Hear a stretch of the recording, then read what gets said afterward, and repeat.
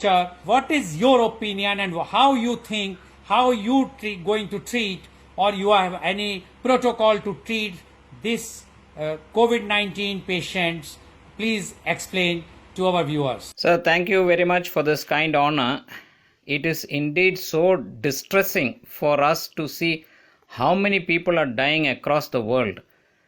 Now, I will give a brief overview of this entire thing.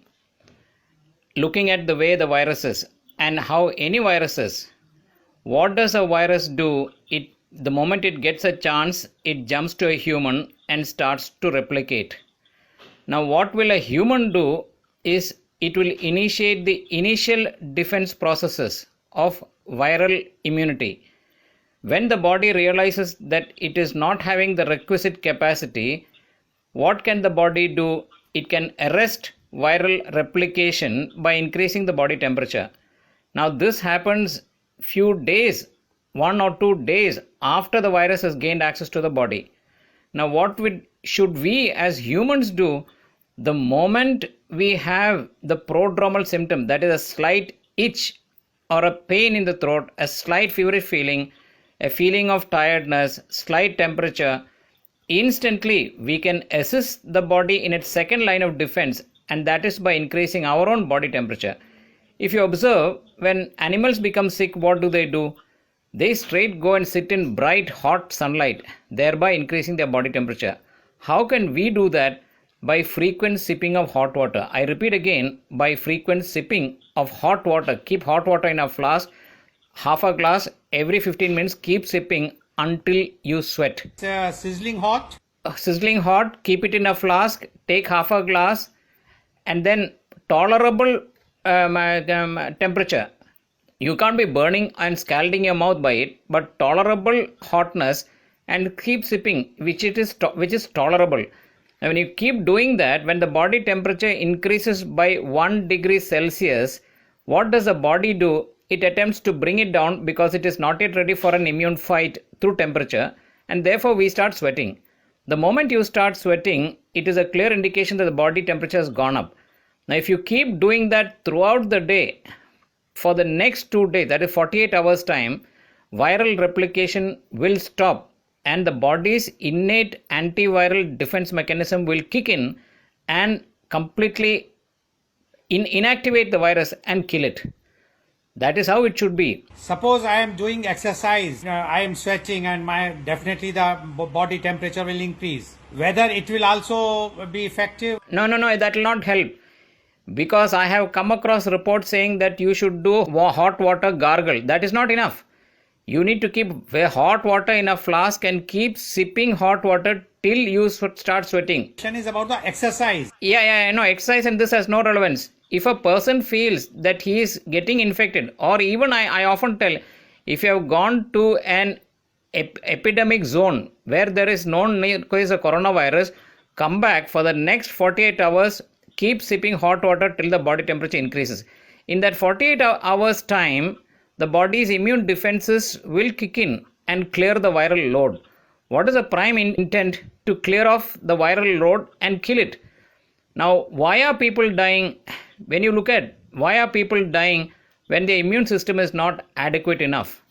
So, therefore, our focus should be to increase the immune levels of the population at large. Now, as you know, earlier, many years back, during my post-graduation, my prime research and thesis was on immunology and infections. At that time, I had a massive file only on zinc. What is the basis of the immune system of the human body? Primarily, it is red, which is why when we say an apple a day keeps the doctor away. Why do we say an apple? Because when you cut an apple, it becomes red, showing it has a rich content of iron. Earlier, we knew that if we had adequate iron stores, the body's immunity will increase. The second thing of immunity is zinc. Zinc is the second cornerstone of immunity. And of course, we had Linus Pauling, a double Nobel laureate, who talked about vitamin C. Now, the main defense mechanism that first kicks in is called humoral immunity, which is antibodies. And to create antibodies, we must have adequate amino acids. What do you mean by amino acids? We get amino acids from... Now, let us have a look at the nature's ingredients which will give these things. Number 1, amino acids by sprouts. Number 2, vitamin C from fresh lime. Number 3, iron, either apple or black raisins. It is black because of its iron content. And number 4, zinc. The high zinc content is in papaya, watermelon seeds. So if you have either these as natural ingredients or if you have them as supplements, to a large extent the body gets a fighting chance to fight this virus. I have treated countless children by just these supplements, and many parents, countless parents have come and told me about 9 weeks of supplementation later, the large extent of viral sore throats or viral sinus disease which children suffer, they've all disappeared. We should realize, why do we call a cold a cold? Cold is a virus activator. There are dormant viruses in our throat, and when children drink ice, this virus gets activated and they get a sore throat. And then, of course, we immediately go and give antibiotics, which is not the way because it is primarily a viral infection. What do I tell parents? The moment you give a child something ice or cold, come back home and drink half a glass of hot water. To a large extent, this viral activation will not happen.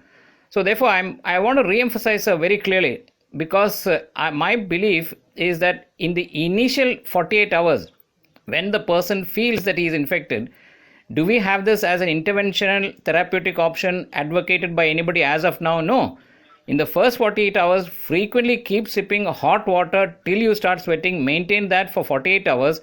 The body gets a fighting chance to fight. The viral replication will stop. The body will fight the virus and clear it.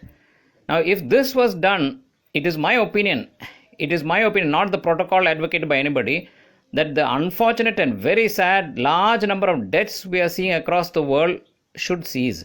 And second, we should have a clear focus on increasing immunity. Do we have immune enhancement program at all?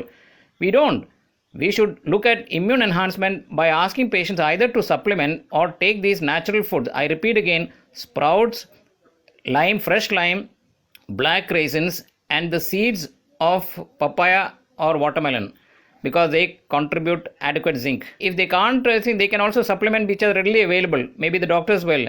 But that is the way. It is so sad. What do we now do? We wait for a testing. When will the patient test? After the initial 8 to 10 days of incubation. Then when the patient starts manifesting, at that time only will the test become positive. And beyond that, when the body starts fighting, it starts to develop antibodies which later become positive. That is too late. Because what happens when the body realizes that too much of virus replication is happening in the lungs, the body will try to shut it down by releasing what is called a cytokine storm. That is a little complicated, and now science is trying to fight that cytokine storm, but by which time the lungs are so much destroyed. My treatment I am advocating is in the initial 48 hours. My feeling and opinion is that if it is done, the large, terrible epidemic of deaths which we are witnessing the world over can be prevented. Now, what is my take on this? If by doing this, in the start itself, if they have a premonition or a prodromal symptom, a slight fever, body ache, sore throat, and they start this hot water drinking, not a single death should happen. If it happens, it means my opinion is wrong and I will retract my advocacy. Already infected, and he has already reached to the stage of 8th or 9th day. And like now, we have just heard that today the government has given permission to the one of the hospitals in Kerala to use the plasma of those who have already been cured. What is your take about that? So it again reverts to what I had earlier advocated. Why do we take the plasma of patients who are cured? Why are they getting cured? Because their immune system is good. Today we feel that who are the ones who are most susceptible? They are the ones who have a comorbid condition, diabetes, heart disease, hypertension. But what is the main problem in them? A decreased immunity. So my argument is, instead of waiting for an illness and instead of all this, why don't we increase the immunity? If the immune system is vastly enhanced, this susceptibility should not happen. So now what are we doing now? A patient who has recovered means he has got a good immune system, and we take the blood of that patient, if it is compatible, then or the serum, and then we inject into those who are suffering. That is a good idea, but by the time it is too late actually, and only God can help. I wish that by the divine's intervention, patients will survive. Now, there have been patients who have been cured by this technique, I know. In 1890, when the diphtheria came, and at that time there were no antibiotics in the world, at that time these techniques were used and many patients were saved. What you say about that? That is true because they are applying the same principle of an enhanced immunity. There are some people whose immune system is good either because of their dietary pattern or they have looked into it, and therefore, as a consequence of enhanced immunity, they are able to fight it.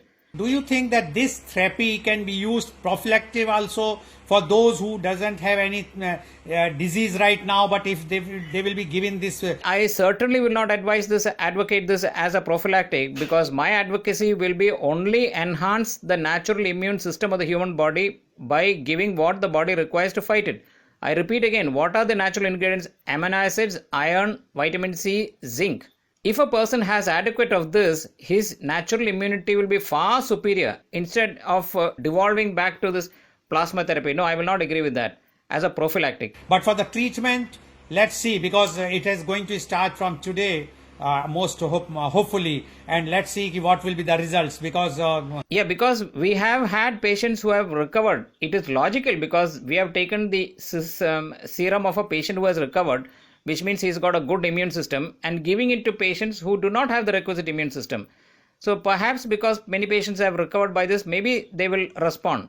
Now, there is one take I would like to clarify because there is a huge phenomenon of hydroxychloroquine. Everywhere, hydroxychloroquine is been advocating, and why we are not taking this as a prophylactic or for the treatment. What is your take about this? So the thing is, I was the first one who read the original report by that eminent immunologist Rauf in south of France. The moment I saw that report, I advocated to everybody to take hydroxychloroquine and azithromycin. But we failed to realize one terrible thing, that concurrently, jointly, they have an effect on the heart's conductive system, and as a consequence cause the conductive block causing arrhythmia or death. As you know, recently, about 2 weeks back, a doctor who was taking it as a prophylactic had a heart arrest and died. There are several doctors who have had heart trouble or death because of hydroxychloroquine. Now, how can we prevent that from happening? It is a conductive block, and therefore earlier research reveals that while taking hydroxychloroquine, you must also supplement omega-3. To a large extent, omega-3 will protect the conducting mechanism and prevent this terrible fatality which happens as a consequence of us trying to protect from this disease by this drug. So anybody taking hydroxychloroquine, number one, he must have a prophylactic or an initial heart ECG, an ECG showing that the QT interval is not less than 225 millimeter.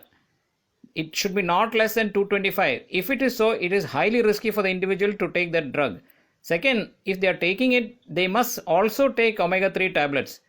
In which case, to a large extent, I believe they will be protected. Doctor, you have mentioned about the L-throcin along with the hydroxychloroquine. If we will take only the hydroxychloroquine, then what will be the impact? Hydroxychloroquine is now taken by many doctors and health workers primarily as a prophylactic.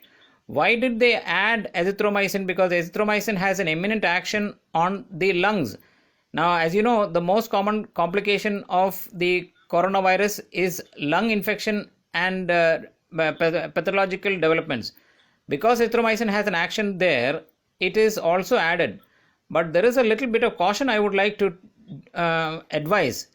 Azithromycin has caused agranulocytosis in a few patients and they have died as a consequence of azithromycin. So we need to be very careful and we need to be monitoring these patients minutely before we can advocate it as a long-term or a large-scale treatment. That there is a feeling that whosoever has taken the BCG, anti-tubercular vaccine, initial stage in the childhood, they have a more resistance power against this coronavirus. What is your opinion about that? Sir, I read about that. The thing about BCG is because it is a vaccine, it triggers the immune system, allowing it to increase its production of both T and B cells. But my argument against is I have treated countless number of individuals for both viral sinus disease, viral sore throat by just enhancing the immune system naturally and then by asking them to sip hot water. So therefore, why should we revert to a vaccine and attempt by wherein which we can actually enhance the immune system by the way nature is intended it to be. Millions of years by a natural immune mechanism we have survived on earth. So millions of years. So why should we therefore look at the current thought of BCG and other things? I will not advocate that. I only will advise the general public because there is a small little report that happened. They looked into those who died at a later age, and they found that those people had a lower level of blood zinc. Now, if that is made to be true, it is true for the larger population. We do not have adequate zinc containing foods in our diet, zinc being the second pillar cornerstone of immunity. This is what we should do, and we should not advocate BCG and other things. No. So according to you, to increase the immunity, we should have a zinc tablet or something like that? Iron which comes from black raisins or black dates, vitamin C that comes from fresh lime, amino acids that come from sprouted grains, and zinc which is found to be rich in papaya, watermelon seeds. Okay, so according to you, it's all natural thing which Yes. can increase our immunity, correct? Yes, yes. Today, Dr. Devon clarified the doubts about coronavirus, and you have mentioned that instead of going for such type of treatments, what is prevailing right now, why not a very simple thing? If we will increase our immunity by taking those things which are naturally available, one can have, and at initial stage you feel that you have a sore throat or slight temperature, increase the body temperature by sipping the hot water, and otherwise increase intake of omega-3 by natural things like what you have already explained. One can survive in this present scenario. Thank you very much, Dr. Devon, for coming on this show, which was brought especially by News Karnataka, V4 News, Global TV, and Organ Donation India Foundation. Thank you very The much. thing is, if by this talk and your wonderful questions and my responses, if we can avoid the terrible deaths that are happening around the world, we will be blessed. That's what our aim is. Thank you very much, Doctor, for giving your... Thank you so much. Thank you very much.